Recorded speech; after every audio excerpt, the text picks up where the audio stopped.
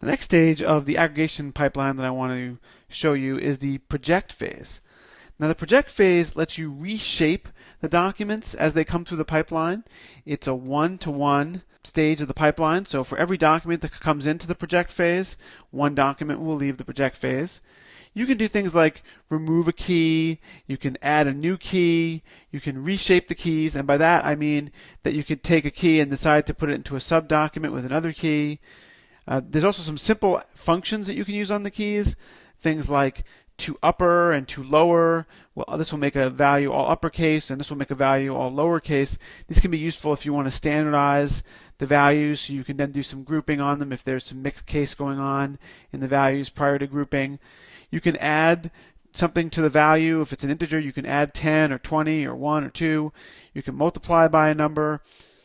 So let me show you an example. So we have this little products collection that I've been showing you and doing a lot of little transformations on, and I want to just reshape these documents. So to do that, I have this aggregation query, db.products.aggregate, and rather than call $group, I'm calling $project. Now remember, this is an array of stages, so I could have projections and groupings, and I could have multiple projections and multiple groupings. But right now I'm just going to have a single projection. And the first thing I've done is specify that I don't want to include the underscore ID field. Then I've also specified that I want to create a new key called maker and have it contain the value of dollar manufacturer, and you'll notice that dollar manufacturer is protected by quotes here. Don't forget to do that if you're calling upon its value. And then I'm running it through the toLower function because I want to get a lowercase version of that. Then I'm creating a new key called details, which is a document that has two keys in it.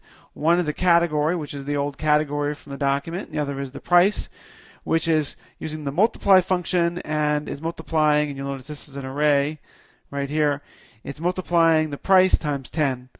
And finally, I've got another key called item, which contains the old value of the key called name. So let's see what happens when I run that. All right.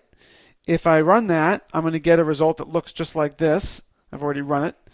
So you can see here it says maker Amazon, details, category tablets, price 1990. It's been multiplied by 10.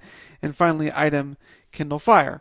So the main reason you typically project is because you want to clean up the documents, but you can also do it at the beginning if you want to eliminate and cherry pick certain keys out of the document. That could save a lot of memory when you're running through a large number of documents. It's essentially a form of filtering step that you would get rid of a bunch of data before you send it to the grouping phase.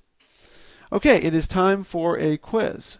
Now, thinking about that zip code collection that we've been looking at before, the documents look like this, if you recall.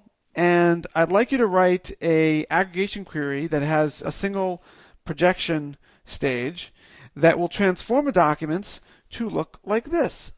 And you'll notice that this is lowercase, and that the location is gone, and that the state is still here, and that the underscore ID seems to be gone, but there's a new zip code key, and it's got the old value from underscore ID.